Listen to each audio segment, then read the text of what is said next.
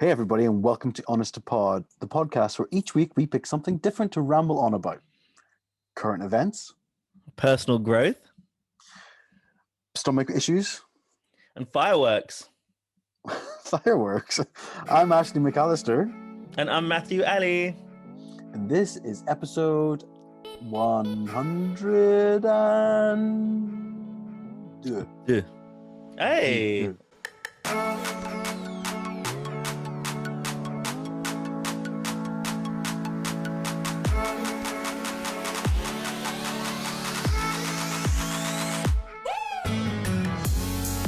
Hey, oh, well, that was unplanned. And can you say 102 in French? Or any other language? Cent de deux. I don't know if it'd be deux. It'd be cent deux. Cent deux. Probably, yeah. Cent deux deux. Cent deux, yeah. I used to know all the numbers, and I did practice Italian over last summer, but I can't remember anything. But I used to struggle. The numbers in French don't make any sense. Do you remember? Did you learn French in school? Yeah, I can't remember them now. Well, 80 is 24 or something like 20. It is 24 or something. No, 420s. What is it? Yeah, something like that. 80. Yeah, and you're like, what? How did you get to this? It sounds like old timey, like fucking Game of Thrones. You know, you're 111. Not Game of Thrones. What do they say in Lord of the Rings? 11st. Isn't it? It's like so. That doesn't make any sense. You're thinking name day. It's our name day today. What am I thinking? In Game of Thrones, they say things as name day. It's our name day, birthday. Oh, okay. They have name day in Eastern European countries, but that's different. It's not your birthday, but yeah. No, I'm definitely thinking of Lord of the Rings and how they say 11st, and then 11:1, 11:2, yeah. Yeah, and then 420s as 80. Who does that? What is that? It doesn't make any sense. So then to go 96, you got to say what? 80. Oh, it's 17 because I can remember that. It's 97. So you're saying 420s, 10-7. Surely there's a number for 90 in French, no? I think it's. I have no idea. I should have checked this before, but I'm pretty certain it's 80 plus. I'm pretty certain it's 80 plus 17, and 17 is 10-7. It's very Roman. No, it's not actually. Roman numerals are very much like LXXV. Yeah. My mum is so funny. My nephew was learning Roman numerals, and then she was so excited because she'd never learned them before. So she was helping with his homework. So I came home one day and she's like, Matthew, I know Roman numerals. I was like, yeah, well done. The thing is, Roman numerals are so interesting, but I don't think they're used as much as they should be. Should be. I think they should be used a lot more. I think they're super cool. The only time I remember, but the thing that always confused me was there's 2 rules for the number 4. No, there isn't. No, there is, but there's one that's right and one's wrong. Some idiots put 4 lines and think that's a 4 when it should be IV. No one does that. I have seen clocks with 4 strikes. That doesn't make any sense. It doesn't. Yeah, no, that's not it at all. Not at all. It's IV. I can't remember anything after the 10s, to be fair. I don't know what is 20 or 50. Well, 20 is just XX. What is L? I think that's 50. So you'd have for 40, you'd have XL. How do you know these so well? Yeah, no, that's it. I guess I can only imagine that as C. Wait, what is D? One's 1,000. 50. Yeah, I have 0. D, I think D is 50 because it would be like demis. I have no idea. I don't know what I'm saying. Yeah, that's weird. Oh no. Sure. You know, really delicious burps. Yes. I love delicious burps. I really do. Love it when you get a retaste of that meal you finished 2 hours ago, thinking, those onions were good. Yeah, I think so. I do love it. I used to think though that my mum used to sabotage me because if I tell her I was 18 or 19 or whatever and I'm going out and stuff, she'd make my dinner. I swear to God, she used to always make really stinky curries and stuff. So then when I'm out on a night out, I'm just burping everywhere and it stinks. And I'm like, this happens quite a lot. She just doesn't want me to have fun when I'm out or something. That's what I used to think. So I'm like, no dinner, thank you. Self-starve. Yeah. No, I mean, there's nothing worse when you have to smell somebody. It's nice when you re-smell your own food or re-taste your own food, but when you're walking and somebody burps and you're like, "Ooh, McCoy's beef? No, thank you." Oh, that's a nice flavor. Yeah. No, but you don't want to smell it off the back of somebody else's breath. No, I hate when people burp in people's faces as a joke. Like I find it really off-putting. It's something that makes me quite angry quite quickly. I don't even see it as a Yeah. joke. No, no, I think it's disgusting. Mm. You know what else I hate? I hate when people fart under the bed sheets and then waft them up over your face and it smells like egg. That's one of my favorite things. It's called a Dutch oven, isn't it? I think, yeah, Dutch ovens when you pull the sheets up and lock the person in. Okay. Oh. I love it. I love doing it. I love doing it just to myself here. I do it when I'm here, just by myself. No, you don't. I do a big fart, then I just like lift the sheet and then it'll be like, boom, and I'm like, oh.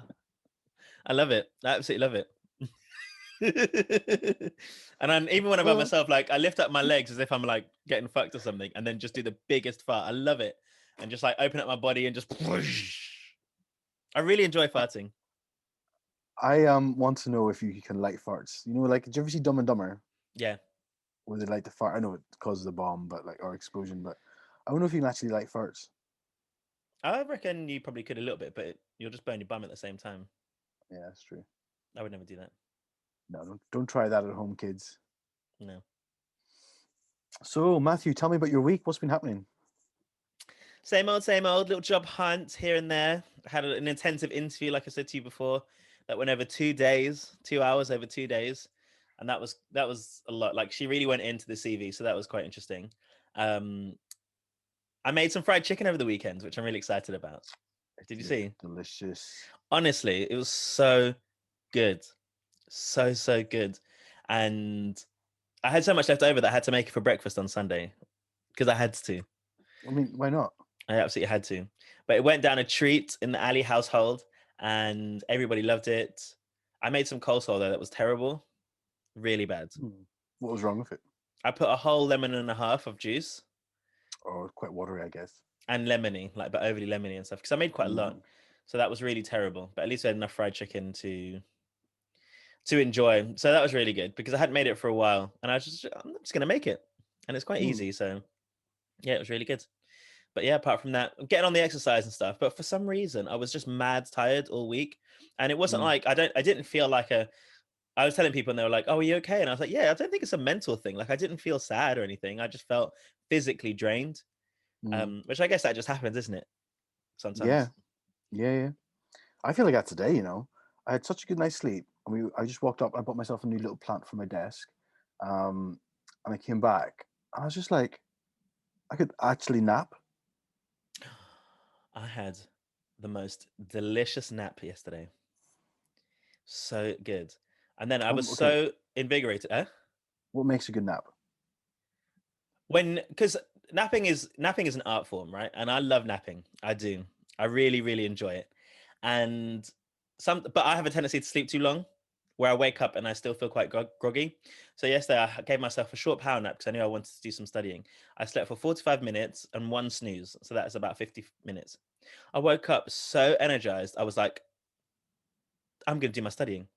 I smashed it out so quickly.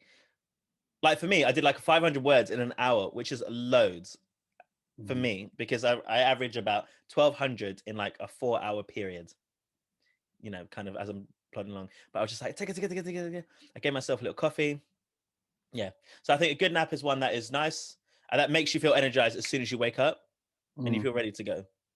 But you get into a full sleep. You're not in and out of it, you know, like trying to get to sleep. You just conk out and then I'm ready to go. It's interesting because I read a book during lockdown, the first lockdown, where it was the importance of sleep or something like that. And it said that every sleep cycle is 90 minutes. So if you're planning your sleep, you should do it in 90-minute blocks. So either an hour and a half, 3 hours, 4.5 hours, 6 hours. And that's the way you should plan your sleep, which is fine. But then people do say that if they go for a little 45 minutes, because 45, like I think someone says like 45 minutes is a perfect time for a nap. I think there's different times. There's 40 minutes and there's a 2-hour one, but you shouldn't do anything in between apparently. All right. Okay. Yeah. Oh, wow. I mean, as somebody who rarely naps, and if I do nap, it's like accidental. Um, it just baffles me. I mean, In my head, I'd be thinking, if I go to sleep now, I'll never sleep tonight. So, but that being said, I never sleep at night anyway. I always stay up quite late. So, I did struggle to sleep a little bit, but I still woke up today like pretty good. So I feel like it's like topping up your sleep. Because I'm like, and you know, when I was working, I used to finish work quite early. So a nap, I used to have a nap every single day. And because I was mm, exercising a lot of the time, so I follow the NBA, and a lot of athletes, professional athletes, time their naps because you know your body, the best healing for your body is sleep. Nothing else in the world is better mm. than sleep itself. So they time their naps and they have naps every single day when they can. So I was like, well, I'm exercising. I'm obviously an elite athlete. I need to nap every single day. So I used to do it every single day for 2 hours, and it was wicked. Uh, I didn't lose weight. Oh, so I found a picture. What pictures were I looking at the other day? It was us doing volleyball down in Brighton. Do you remember? Was it Yeah. Brighton? Yeah, it's Brighton. Yeah. And we look so different. Are you saying we look a lot thinner? You look a lot thinner. But your skin is obviously still flawless. Thank you. I've got such a shit shaped head. Like I'm like all top and no bottom when I was like young and thin.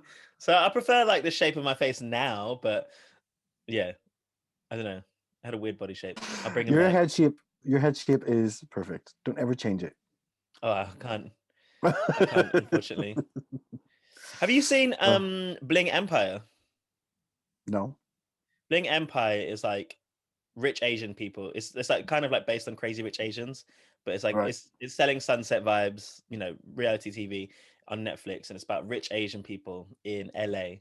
And they had one of them had a newborn, and they kept on putting one of those head shapers where they like plastic things around there because it helps like your head grow in a specific way. That's bad. That's bad. Yeah, I man. guess, when babies are born, their head's all mush, isn't it? So, Mm, but that's bad. yeah, I think so.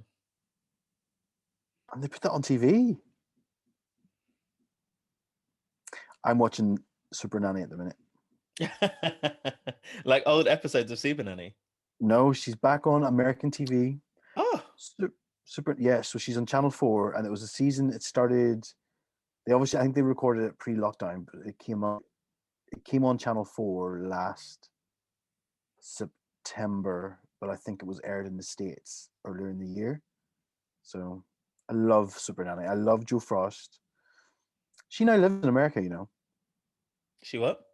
Now lives in America. She's Makes married, sense. and More money. well, she married somebody in America, and they moved to California together. I actually really like her, and she's not one of those people that like. She's not like Judge Rinder or something that you just think you're an absolute fucking prick. Like I feel like she's really reasonable. Yeah, to me, I think Joe Frost, Super Nanny, is logical. It makes sense, and you know what? As somebody who doesn't have kids, I still think there's good life lessons in it.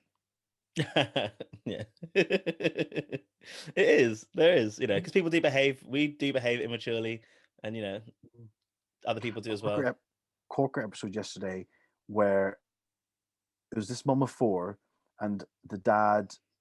I've only got halfway through the episode, but the dad is a military doctor, and Super Nanny was gobsmacked that he didn't recognize that part of the issue with the kids is that the mom and dad aren't connecting. And I'm like, mate, you're an idiot. So I want to How see how that one ends. how are they not connecting though? What do you mean? Well, she's a stay-at-home mom. He goes out and works, and sometimes goes away for his work because he works in the army. Um, and she also is suffering from P post.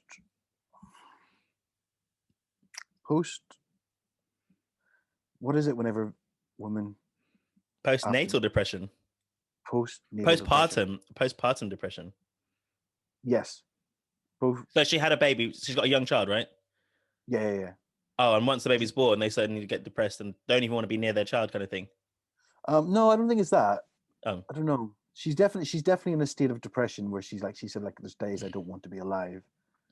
She's stuck at home with these 4 kids, all different ages, all like from like 7 down to 3 months. Um, and it's just like he doesn't he'll come home and not recognize that she struggles. And Superman's like, how do you not recognize that part of the issue with the kids comes from the fact that you two can't connect? I'm like, nah, Superman, you tell it how it is. She's good. She's good. Good. I don't know what qualifies her, but she's good. She's really good. Apart from that, what else? So I think I've mentioned on here that I've got a job, which is great. And I met one of the people I'd be working with for a little social distance coffee. We met and just got a coffee for takeout and walked along the Thames, just chatting about the work, etc.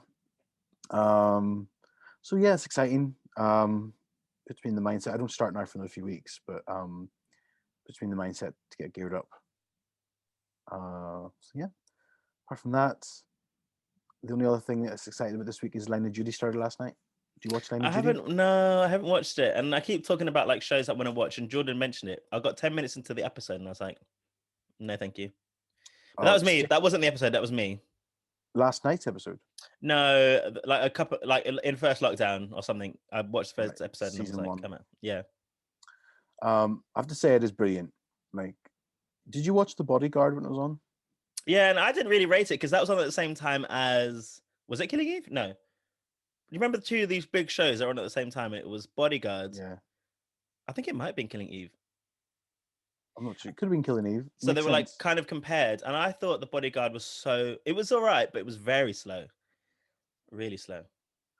Do you know what? The Bodyguard to me was overrated. It was still good, but overrated.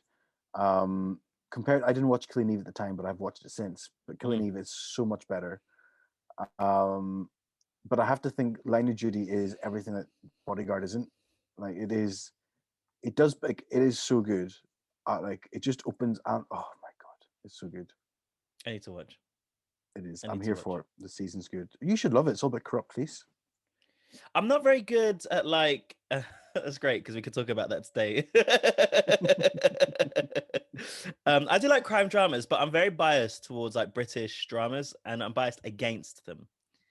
So, because you know me, I'm a trash whore. Like I love Americanized, over the top, no subtlety, and British ones are so subtle. And I'm like, what did you say? Wait, what does that mean? I need you to slap it in my face and tell me exactly what's happening. You know, and that's my bias against British dramas. So it takes me a while to want to go and see it, but I do think I should watch Line of Duty. Fair. Line of Duty is very much that it feeds you what it wants you to know until it wants you to know more. I forget things so easily. This is my problem. Yeah. So it's going to be really difficult. I love things with a flashback because I'm like, makes sense. I was watching Bridgerton yesterday, and that's awful. Well, I thought I'd carry on with it because everyone's losing their minds. I watched the first 4 episodes and I was like, I don't think this is that good. But everyone loves it. So I was like, okay, I watched it. And I did enjoy yesterday's episode. I will say that. So maybe it just took a bit to get into it. What happened in yesterday's episode? Have you watched it all? I finished it, yeah. It was the duel episode. So, yeah, the Duke was like, I can't marry you. And then, kissed her. And then they said they were going to have a duel. And I thought that episode was really good. A lot happened. I think my problem with Bridgerton was first of all, I have no clue why people raved about it. I think it's one of those things that came at the right time. Like people always talk about the very first Mamma Mia film, how shit it was, and it was shit. I don't like it at all, which is odd because I love ABBA and I love Meryl Streep. But shit film, but it came out just as the credit crunch hit, so everyone was like, "Oh, we need something happy, not beat," and it just became a box office sensation. Same Bridgerton, it came in the middle of lockdown at Christmas, and it was just like, "Oh, we need something campy, fun," and like I was like, "That's this," and I'm like, "It's shit." Well, the biggest thing was, it wasn't just that. It was like, okay, with all the race things, they were like, you can do a period drama with multiple ethnicities and still have the same impact, which is true. Like, I think it does prove that, personally. Yeah. Like, and they address race in it, kind of, but you don't, because a lot of people say, like, you can't have Black people in The Crown or whatever, or Asian people in this, if you want it historical. But Bridgerton isn't. I accept that for things that are meant to be, like, accurately done in time. Like I get that, but if like something you wouldn't cast somebody Black as Queen Elizabeth in The Crown. No, because it's just not accurate. But Bridgerton isn't set in a specific. It's not biographical. So by all No, means, do that. You know, and but it's fine. even the Queen in Bridgerton's black, and Yes. she would be. I think she must be based off somebody real because it would be it's King George's because it's the madness of King George, so it'd be his wife. But even that, like, it doesn't. To me, that's fine. Like, it doesn't. Like, I think I'm with you on that. Like, the exact same stance. If Mm. something's by like supposed to be set accurately in history, then. But if it's just a fucking piss take or something that's not fictional and it's not relevant to the story, have fun with it. Like, just Yeah. If it's not intentional, if you're not separating the race divide, or we talk about it in movies with Matt, but if it's not there for that intention, then you know, be open. But yeah. yeah. It did do. I think it did do well with that with regards to diversity. It did do really well. Although I was waiting for. Oh, I almost say it. I forget. You're not finished. I've only watched 4 episodes. But I do love a Shonda Rhimes, right? What I need to understand, right? And this won't work on the podcast because not many people will see it. But there's something that people do in any Shonda Rhimes thing because they love a dramatic woman, right? They do. Fucking love them. They do this thing with their neck where they're like, it just expands and then like goes in and expands when they're feeling very stressed, when their mouth is closed. And it's like, I Oh can't god. do it. But if Yeah. you watch, like, you're like, how are you doing this? To show sadness in the eyes, they do like a frog shaped thing with their throat. And I'm like, what are they teaching these actors? Like, Well, maybe it's just actresses, and if they don't have an Adam's apple, then they can do it. maybe because it is the strong women, Hmm. going through a moment. So maybe. I do like a good Shonda. Although that being said, I've only ever watched Grey's Anatomy and How to Scandal. Get Away with Murder. I didn't watch that. Okay. How to Get Away with Murder. Yeah, it's good. Yeah. Well, if we're talking about corrupt police, should we talk about what we want to talk about today? Yeah. Yeah. Well, I think what we were going to talk about anyway is protests that have happened. Again, we talked about protests last week in light of the vigil for Sarah Everard. And again, there was more protests at the weekend for anti-lockdown protests, not only here in London, Matt, but you would never guess where else had anti-lockdown protests. The United States? Probably, but Yeah. think a little bit closer to the home that never gets mentioned on this podcast. In Northern Ireland? Oh my God. In our little local beach in Northern Ireland, there was an anti-lockdown protest. Um, so it just made sense to talk about it on the podcast. Did you know anyone in Northern Ireland who went to the anti-lockdown protests? Absolutely not. For reals, for reals. For reals, I didn't know anyone there. You should know everyone there. It can't be that big. Well, but Northern Ireland is quite big. But the beach, Benone, would be our local beach, but it's very central to a few different areas. So I'm sure it got a crowd from different areas. So yeah, we're talking about protests. Now I realize just as you said that there's a few different angles to come at this. Mine was very much looking at the side of things is the lockdown necessary and have the government screwed us up for no reason? So mine is anti-government, and yours is probably coming from a anti-police. Well, let's talk about yours first. Right. And kind of in terms of that, why they're protesting. And I do want to talk about both why they're protesting, but also just protesting itself, because obviously one of the protests was about against the new bill that has been passed that has many things in it, but one of those is reduce the way that people can protest and give more power to the police. Yeah. Right. Okay. So with me, I was thinking along the lines, and I've always struggled with how the government has handled this pandemic, and I think part of that came in just over a year ago, when they said, "Oh, don't go out to pubs," and I was like, "I'm going out to a pub." My I've got the defiance. episodes. I know. I seen that come up recently somewhere else. Oh, did you post it recently or something? I think I messaged you about it because we were talking about the submissions for awards, and I was like, "Oh, that came up." Oh, right. Okay. So, yeah, I just think the way the government's handled this is absolutely insane. And I was doing a little bit of research into the effectiveness of lockdowns, based on the fact of people are protesting lockdowns. Obviously, the effect on the education, on the economy, on mental health, massive, massive things. And I was doing a little bit of research into how effective are they. So I think a lot of people would sit here and think that when we came out of lockdown, numbers rose.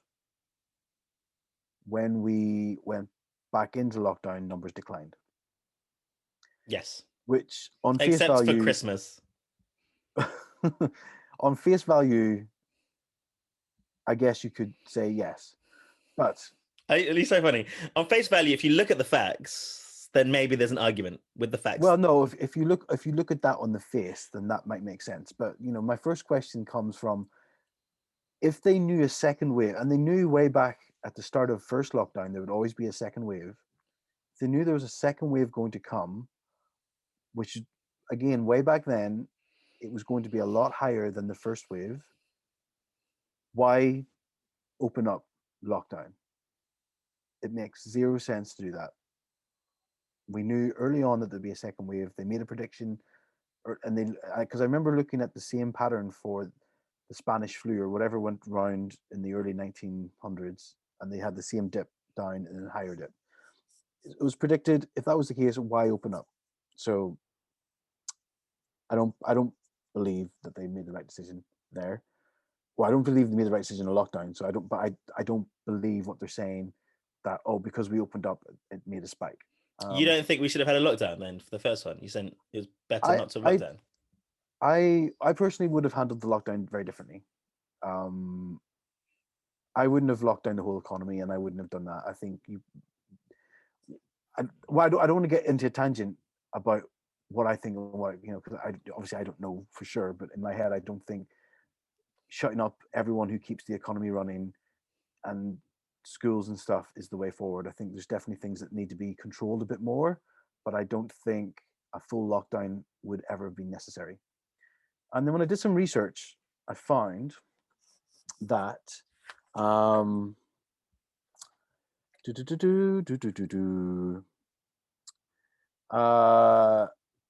there was a study. Basically, there's a report posted in a publication called Nature on the 8th of June 2020, and they said that a lockdown was the only way to control the spread of the virus other than a vaccine. And that by locking down the 11 European countries, it saved 3 million lives. And I think that 3 million lives is a fact that people throw around, governments are throwing around, and because of lockdown, we'll be able to save 3 million lives, which has never really been proven. It's just a theory because they don't know for sure if that is the case or it's not the case. But interestingly enough, when this study was being done, Sweden, which was included in the European countries, they did not impose a lockdown. They did not shut shops, they did not shut schools. The only restriction they had was that people could not gather in numbers higher than 100. So that's interesting to me because Sweden went through the exact same trend with regards to peaks in infection rates and death rates, the exact same peaks and troughs as every other country, like respective to their country population. So that was just another bit of evidence that made me think, well, wait a minute, is the lockdown necessary? If they didn't lock down and they still peaked and trough, then what was the point in our lockdown?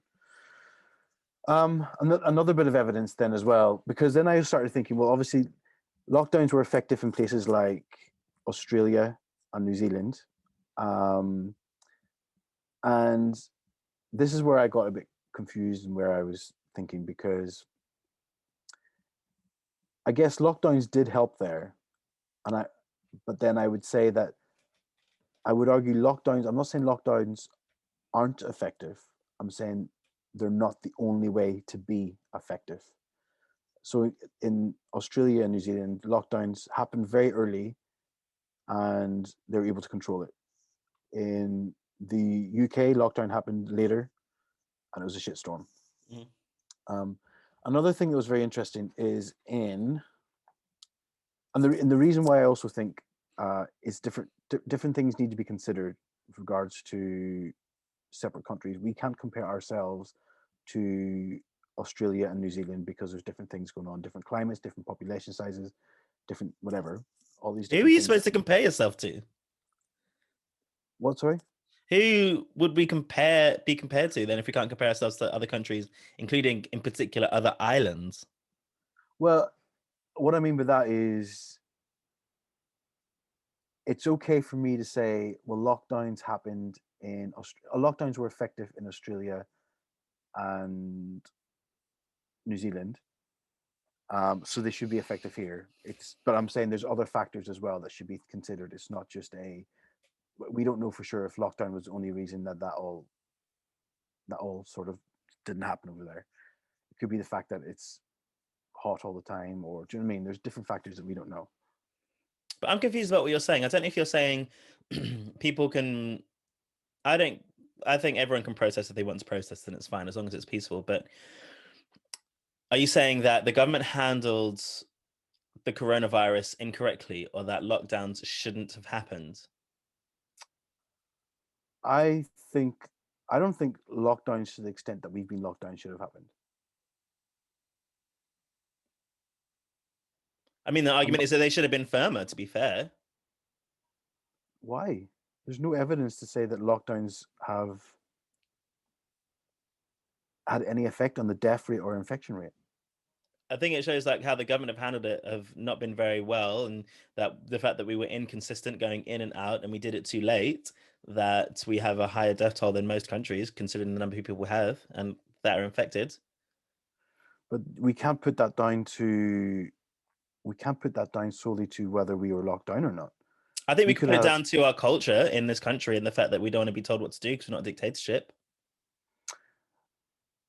there's definitely things that we could have done earlier to stop the spread so high. But there's things like we have to take into account what the age.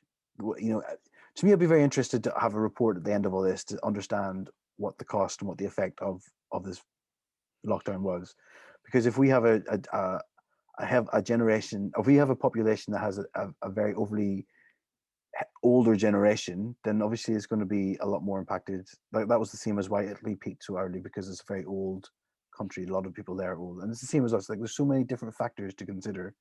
Um, but because the point that made me look at it differently, like with regards to country itself, is in there's a country, it's North Jutland, and I think that is I didn't write it down, but North Jutland is in Denmark. There's a province in Denmark called North Jutland, and it has 11 different districts. Um, Out of the 11 districts, seven of them enforced a lockdown, and four did not. But again,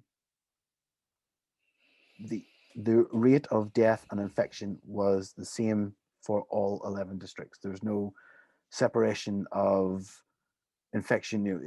The people in the four open districts did not have a larger number of infections and deaths.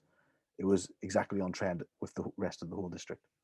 But the same people that are protesting, I think I'm confused because I don't know if you're saying we shouldn't have had a lockdown, or the people that are protesting are correct in your view about why they're protesting. Because the same people that are protesting now, for those, are also the ones that believe that the coronavirus is a hoax. Well, I don't think the coronavirus is a hoax. But all I'm saying is I'm anti-lockdown. I don't think the lockdown is effective. I think it's costing this country more than what it's giving. I think that if we hadn't a lockdown, I'm not saying we shouldn't have changed everything. I definitely think there should be things that, we should have restricted, definitely going out as much as like large gatherings of hundreds of people. Like that shouldn't have been happening. Sporting events shouldn't have happened. Like large things like that. Large gatherings of people, I think, is definitely a no-no. But I think shutting down a whole economy, stopping people going to work, stopping shops opening, stopping kids go to school, restricting people to only be allowed to go outside to get food and to get for 30 minutes of exercise. I think these are things that have a drastic effect on people's health. And I think the severity of our lockdown, in my opinion, does not it does not weigh up what it's cost us. Mm. I mean, there are arguments for that anyway, because the way that this has affected our country and the people that are dying from it, and percentage-wise, people think that the death rate doesn't.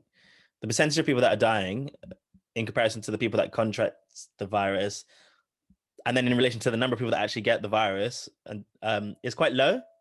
It's quite a low number, and it still sticks with a number of people that were already at risk and potentially may have died under different circumstances. So it has like a huge impact. And I don't know if it outweighs, if it was warranted based on the how much it's cost. But I don't know. I don't know if I can agree with the fact that we shouldn't have had a lockdown. I can agree. I would say that we should have had one earlier and more severe, because things may have not changed in this country, but then I don't know if you felt the same way. But I'd say for people like in our generation, a lot of people didn't take it very seriously, including myself in certain areas. I mean, I took it quite seriously more than a lot of people, to be fair. But if I went to a park, I would still see 10, 15, 20, 30 people congregating over the summer, or in the spring when it was lockdown. And so regardless of whether there's a lockdown or not, it's the behaviors that we exhibit, and I don't know if we were following those. You see families and kids playing in parks, and that's how it spreads, really. So yeah, I think with me the whole gripe comes from, I do agree. I think we put motions in effect far too late than what we should have. And I don't think, I definitely think early on we should have stopped travel to and from very quickly. So that means that the freedom within that country should be a bit more relaxed. Because as long as we're containing what's in here, and I guess if somebody tests positive, they self-isolate. I think that makes sense. But I think there's we could go back and forth on what we think should have been, shouldn't be done. But I definitely think that the government have not handled this very well. I definitely would not have shut down schools. I would not have shut down shops. I would have kept the economy going. I would have definitely protected those who were on paper high risk, and set up. The country has spent a fortune in furlough schemes, which essentially might not have been needed if we could keep the economy going, but use that money to support those who are at high risk or people who need it in other areas. For example, if it's childcare for people who are essential workers, then those are things that money I think should be spent on. But to shut down a whole country, for like an example was, we shut down Northern Ireland the same time London shut down on this time last year, and Northern Ireland had no reported coronavirus things, but it had to go in lockdown because the UK, John Boris said, let's lock down everywhere. It made no sense for people in my hometown, Limavady, to shut up shop and lose out on business when there was nothing happening there. And it only started getting prevalent there when he decided to open things up again. When he was like, oh, actually, we've been locked down, let's go out, spend, what was it, help out to eat out, eat out to help out. And that was the time when it started to get bad in the sticks. And it's like, this makes zero sense. I'm less likely. I guess I haven't looked at the facts in that respect. And in my head, I've taken like New Zealand as an example of something that was done well because they locked down early. But because I don't necessarily agree with, a large portion of the people that go to those protests and think that the reason why we shouldn't have locked down is the coronavirus is a hoax, then it doesn't lend to me thinking, okay, but then also lockdown shouldn't have happened. They believe lockdown shouldn't happen because it's a violation of your civil rights based on something that they don't even believe is true.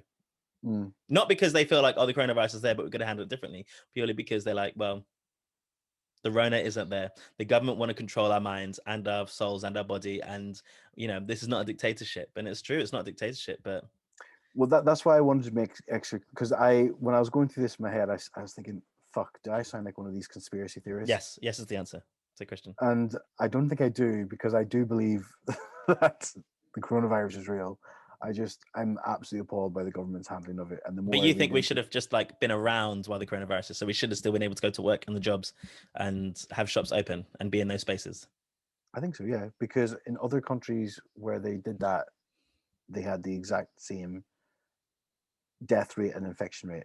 Imagine going to heaven or XXL in the middle of the pandemic. I did say like no large gatherings of people. I did say like going out clubbing and sporting events. I did say those things make sense not to happen.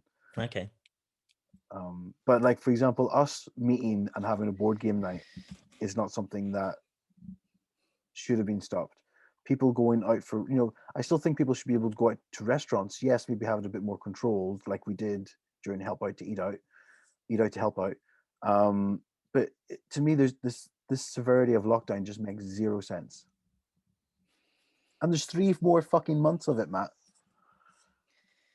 Yeah, I'm definitely over it. I've been over it since the beginning of this year, but it's been difficult because it's been so inconsistent. I think our inconsistency has meant that we've handled it poorly, and this year is the only time we've had a clear plan. It's been relatively laid out. It seems like it's actually thought through, whereas it didn't feel that way. Even over Christmas, I think a lot of people were down over this year in January because Christmas was so poorly handled. Mm.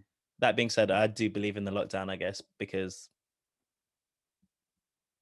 maybe because of what I've been told. Who knows? Who knows? Who knows? I mean, I definitely got some slack this time last year whenever there was like, don't go to the pubs. And I'm like, I'm going to go to the pub. And that wasn't me being defiant. It was me saying the government needs to, the government can't sit and tell people to not go to the pubs or not go do this, not go to theaters if they don't have a plan. And like, those are companies that people, like, we know our bartender quite well. He still needs to live. He needs to pay his bills. Like, if I don't go and, went there, we literally went there for Paddy's Day for 2-3 pints and it was nice. I mean, So, yeah, I lost my job over the fact that people couldn't go to restaurants and eat. So, yeah. Well, exactly. Look at you. mm, It's not frustrating to think that it might have all been unnecessary. that's not frustrating because I don't think it was unnecessary.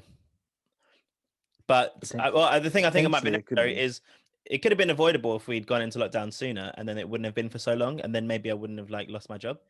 But once we'd gone into the idea about a second lockdown, not the first one, that's when I was put. Well, not really actually. They decided to do it quite early on because They decided they don't want to put people on furlough, even though they could. That's what I'm upset about. That's bad. Yeah, just to choose not to put people on the furlough for no reason apart from they don't want to. Yeah. That's bad. But then it's not their fault because furlough kept on being like, we're going to end it. Then like people put a risk of redundancy, and then they were like, oh, actually, no, we're going to extend it. And then the people that put a risk, they were like, oh, well, it's an extra admin to just reverse that apparently. So they're like, no, we're not going to do it now. We've already said it. Well, yeah. I mean, I think the furlough thing, your example, is bad because yes, they kept changing it, but then when they changed it for the last time, they said if you've been on books before this date, and you were, so you'd still qualified for it, Mm. which is just, it's really bad, and it makes me think differently about companies do that. Like we talked about it last week. It's Witherspoons, like like big companies like that, chains, multi chains like that don't look after their staff in the time of needs Mm. is disgusting. Personally, like, I don't have a problem with protesting in general because I don't necessarily believe in the anti-lockdown people's protests. It's not a cause that I believe in, but I think they're well within their right to go and do it. Um, you don't hear necessarily news that this is going to be the cause of another spike, though, like it had been with other protests. It's interesting that we've had 3 protests in the past week. Really Yeah.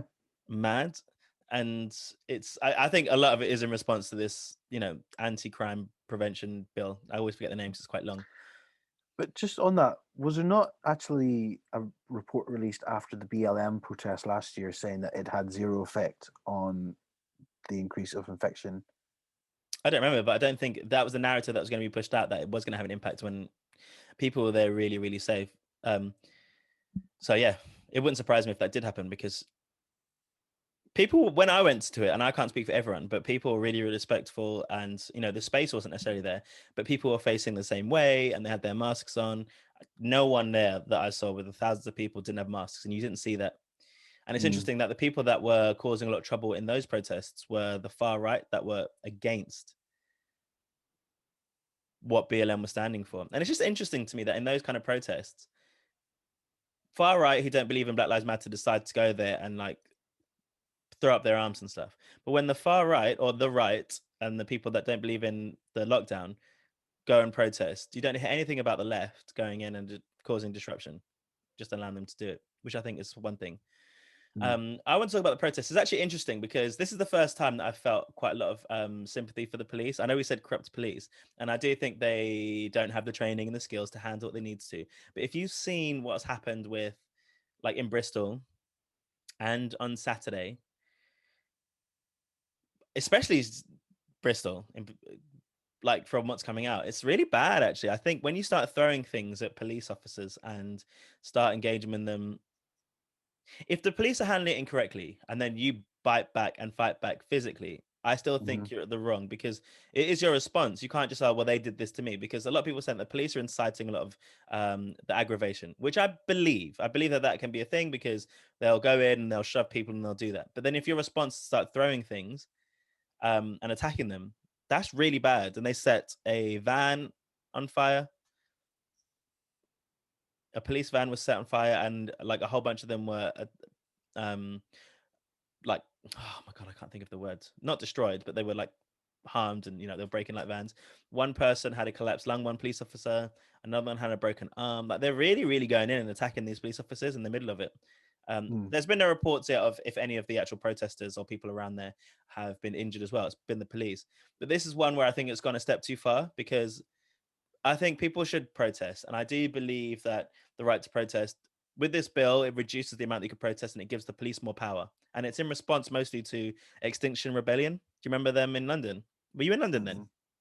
No, I don't think so. This is in 2019. So Extinction Rebellion are like a climate change sort of led organization, and they only started in 2018. And in London, they had set up camp in a bunch of places that were very, very important. So in Trafalgar Square, Oxford Circus, Leicester Square, Covent Garden, and they basically just made these. They blocked all of the streets and set up camp for days, right? Mhm. So they were in the road. Imagine Oxford Circus, that big cross. There was this Mm. massive boat in the middle of there, people lying out everywhere. They glued themselves to the floor and to bus stations and chained themselves to these things, and then they traveled around all of London, and it was a huge disruption, massive. Mm. But they're non-violent. They're non-violent, peaceful protests, so they weren't attacking the police or attacking anyone, but they disrupted London badly.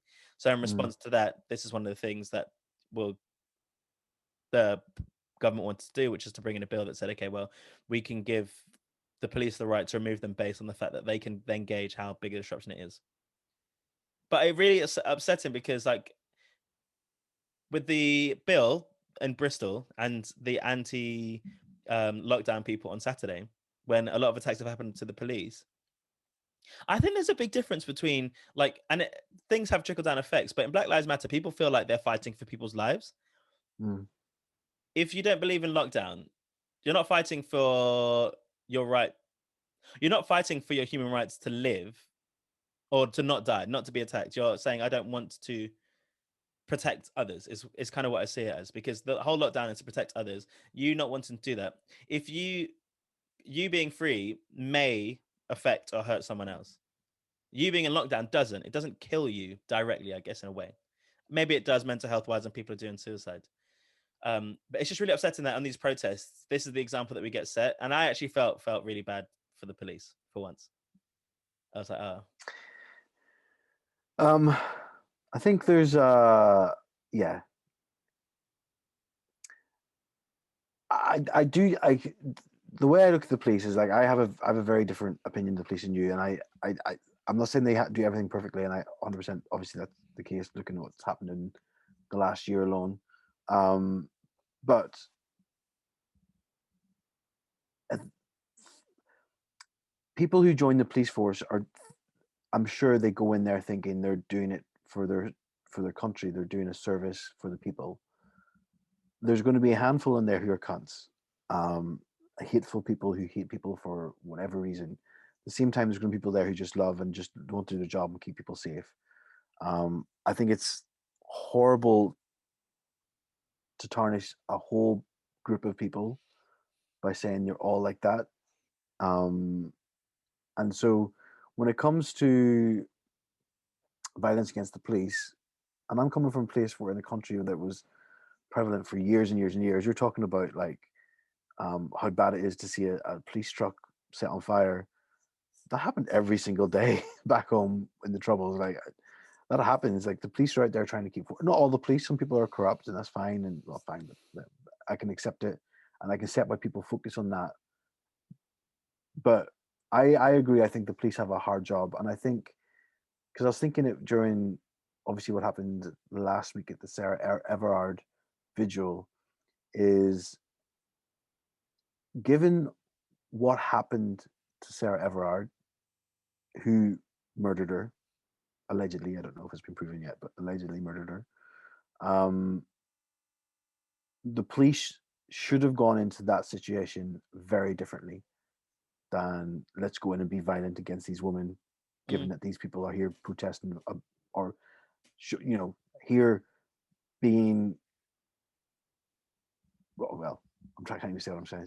They're here for the reason they're here is because there was police violence against a woman. So if we go in and be police being violent against women, it feeds into a narrative that they're here to, they should have gone in a lot smarter, and obviously that escalated really badly, and the outcome was terrible.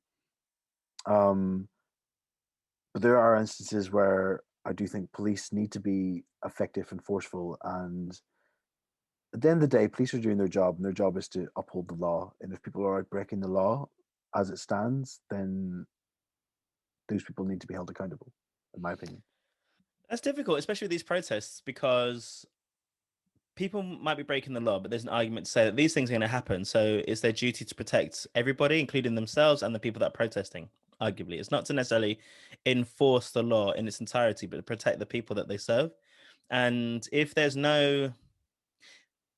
they see people and then they're saying this is a break in the law, which it's saying that protests isn't an exemption in the current climate about where you can gather into big groups or not. And there's cries that maybe protests should be an exemption, and then they can facilitate that and allow peaceful protests. That's going to happen already. You'd be like, well, why don't they do that? Because this is causing more backlash on them. I do believe in a lot of these situations that they do incite it. So they're the instigator. I do believe that. But then people bringing fireworks to the protests. So I don't know if you're bringing those for something else apart from to cause havoc, but Mm. that might be in response. You may have not done it. They may have done it first, but the police should be trained. Obviously, you said this to be able to handle these situations better. Their directive is currently stands is to enforce the law, as you say, as opposed to protect people. Yeah, but I think it's one of those things where the laws are overlapping because they are there to protect people. But if the law is that people shouldn't be congregating in large numbers like they are, what are they to do if they're told to go? If they're told by the person who pays their bills, go and do that, sort that out. Well, that's part of the problem because these individual areas have their, like the law just in general, it's all about interpretation, isn't it? So people are Mm. interpreting it the way they want to. If their constabulary says that they need to go and do this because this is how they interpreted it, then that's what they go and do. The problem is it has this outcome. I mean, how many times can you go into it and think that the outcome is going to be better by you holding people down? You do need to take into consideration the heat of the situation, the current climate, the reasons why people are doing it. And if you're unable to even decide from that and say this is the law, it's still your own interpretation. It to me, it just seems unintelligent or not thought out. It seems reactionary, brutish. Mm. But that being said, I was actually for the police a moment ago because I was saying, well, people are going there in Bristol in particular. They were going there and they've let a lot of protesters down. The reason why they were protesting is for their right to protest, and it's peaceful protest, not protest. The term is peaceful protest. And to go and do that, it really just undermines everything that they stood for, and it really lets everybody down. Yeah. And Priti Patel, despite the woman that she is and the way that she addresses things, which is wrong, in my opinion, she does say it to minority of people, and they say it's about 500 or 600 people of the 3,000 that were there, which is still quite a high number. People are going to go there and say that the police incited it. They probably did because they're quite aggressive in their behavior. You just don't bring fireworks to somewhere and expect that that's not going to start trouble. It's dangerous. Yeah. I think there's definitely accountability on both sides. I mean, if we look at the way, I mean, we'll use George Floyd as an example. There's ways to arrest people, and there's clearly ways not to arrest people. At the end of the day, if your job is to go in and arrest a person for doing something wrong, then arrest them safely. Like you don't have to do what that police officer did to arrest somebody. So, do you know what I mean? That's why, and I think and that's why we talk about it all the time. They definitely need better training to handle situations. But again, as people like you say, peaceful protests are fine. It's non-peaceful protests that are a problem. Um, but I guess I think in how there's no way to know that as much as an organizer may say we're going to organize a peaceful protest, it just takes one subgroup of that to say, well, actually, why don't we bring down and bring fireworks? You know, Mm. the intention of the protest is always going to be good. That doesn't mean the police shouldn't be on guard throughout because they have to um, be prepared for the worst the whole time. Yeah, I saw like videos of them getting shoved and people just throwing rocks at them, and I can imagine getting really, really angry and frustrated with that. Like it'll be really difficult to keep your cool in those situations. That's where I was a Yeah. bit like, that's tough. That's tough because you know, Well, I watched a video of a guy went to do training with the police in America.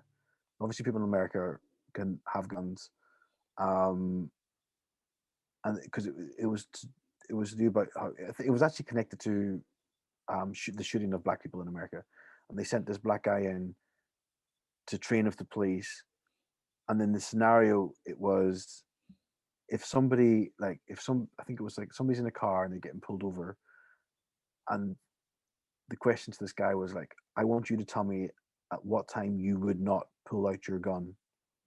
And this guy reaches into a bag and he goes, well, pull it out now. And he goes, okay, why? He goes, well, because I don't know what he's going to bring out of the bag. And it's like, well, yeah. So what happens if he doesn't? He goes, well, I'll threaten him to shoot. And he goes, well, what if he still keeps going and he brings out something that looks like a gun? It's like, well, then you have to shoot him. And it's like, it's just interesting to see that people's in the moment when the worst can happen and the police have to be prepared for that. But that being said, there's a very difference in shoot to protect yourself and shoot to kill. Like, mm, you can injure somebody to stop them shooting you without killing them. You can put somebody on the ground without killing them. There's ways to do things right and there's ways to do things wrong. And it seems that the police have this, all police, some police have this ability to just do the wrong way all the time. And I I think one can of the see why problem. it gets people riled up. Well, that's one of the things is because things are so institutionalized. Because you said it's not fair to say, oh, it's all police, and no one's saying it's all police, but the organization as it stands is a certain way and it has run a certain way. So it's not all police. You don't go into thinking that, but the organization is, doesn't handle things well. Are thugs, like they're not able to take into account. They can't adapt. It's been a year. They've been heavily criticized correctly over the past year and scrutinized. Mm, No changes. Like it's mad. It's mad to mm, me when organizations and big or small are at least trying. The royal family are now saying, although who knows what's going to happen, is that they're going to get a diversity manager or someone to work as part of the royal family, in the firm. And places that you work and places that I work in the rugby club, everywhere's trying to adapt and change over the year. But the police, they've shown no outward way that they're changing in and adapting to what's being said. They have to take into account the perception of them, the skills that they have, the skills that they lack, and what they need to do. It's just it is beyond me to think. But then that's the thing, like police have this like weird sense of like confidence and arrogance that they're protected by themselves. So yeah, they're going to continue to yeah, put themselves in these positions, and it's just going to continue that way. Like it's mad. But I wish the protesters didn't do that in Bristol. Like I really do. It's undermined. That bill's going to go through now for sure. mm, It was going to, but that bill's going to happen, and then women are going to lose out because there's no protection against women. But statues are going to win because now you can go into prison for defacing a statue for 10 years. After 10 years, it's crazy, right? yeah, that's what I'd say. I was disappointed, and I actually felt for the police for the first time in a while because I was like, God, it looks brutal. Even if they did incite it, it does not warrant that response. It does Mm, not. Even if it, I'm not saying they did or didn't, but it doesn't. You bring fireworks to somewhere for a reason, and weapons to throw. You bring these things with yeah, intention. yeah, yeah. Oh well, Mm. sad. It's sad to see. It really reminds me of being young again, like, and just people just fighting with the police the whole time. It's crazy. It's sad that we can't get into a place where the police can do their job effectively and thoroughly and have the respect that I think they should. People, at the end of the day, they're putting their lives at risk. Same as No, firemen. I think all emergency services should be given a lot more respect than what they get. No, I completely disagree. Okay. No, you earn respect. 100%. I'm saying it's sad that we can't get to that place. I'm not saying that they should automatically just be given it. It's sad that we can't get there and that they not refuse to, but they make no effort to win that respect back. Yeah, it's a mindset change that it needs to. And I wasn't all emergency services, like Yeah. firefighters. I know and you. such. I know you. Yeah, I know the you do love the police. police. Yeah, the police is very different for you then. Not for me. No, in your opinion, I'm not saying it's just you. It is your opinion against the police. They're arrogant. They're thugs. They're out and I'm out not saying they're criminals. not. I'm not saying they're not. I'm just saying they need. I just saying they need to work harder, and I look forward to the day where they are better because they need to be better. That's one of those things I don't believe will happen in our lifetime, but hopefully can work towards it for the future. Fingers crossed. Thank you for another episode, Ashley. Matthew, that has been a wonderful episode. Very insightful, very deep. Yeah. I'm nervous about going to a protest again. I've only been to one and I'm like, oh no, I don't want to get to no fights. I don't think I've ever been to one. Be careful. I'll hold your hand. No, I'll go. Would you in public? Yeah, please do. I would go to another protest. I'd be more cautious now, though, more than ever. Actually, once I'd be interested to see what happens with this change. I don't know when this bill's supposed to come into place, but I'd be more cautious now. I don't want to get involved in any violence on either side. I really don't. If I were to go to the protest, so I need to be really, really cautious about that. Stand at the back and be like, plan your exit. Maybe if I look extra gay, because I feel like nowadays, like gay people won't get it. If I had like sequins on, I won't look like I'm about to harm anyone and something like that. Because now you can't be black, you can't be white, you can't be male, you can't be female. Maybe you can be gay, like overly queer. Maybe it's gone. Maybe it's like full circle, isn't it? Now we seem like the least offensive. Do you know what I mean? Yeah. You should definitely get those metallic rainbow shorts. You can't arrest someone in short shorts. You can't. Metallic rainbow shiny shorts. You cannot arrest. You can't arrest them. I'm clearly not going to start violence. You're just going to hand out. My legs might start riots, though. Oh, sheesh. Yeah. No, that's true. That's true. Oh, Matthew, what's your plans for the rest of your day? Submissions for the podcast, actually. Oh my god! Yeah, that's exciting. It's very exciting. I'm gonna go for a run now as well because it looks lovely outside. It is beautiful. Like we went for a walk earlier on, and I'm meeting Drew in probably about 2 hours. I think around 3 o'clock. We're gonna get coffee and go for a walk around the park as well. So good, it'd be nice. No, I'm gonna try a nap. Definitely not. Naps are a waste of time. But have a lovely day. And thank you, everyone, for listening. Thank you, everyone, for listening. And catch us on Thursday. Today's Thursday, so it must be Monday. For our segment, which will be Honest to Pod Top 5. We'll be ranking. And keep an eye out for anything we might put. We're talking about submissions now. We've got a deadline to submit for some awards. So I want you to just put positive energy into the atmosphere and say that we're going to win something. Positive vibes, everyone. And make sure you like and comment on the podcast. Follow us on Instagram. And yeah, have a great time. Be happy with yourselves. Goodbye. Bye.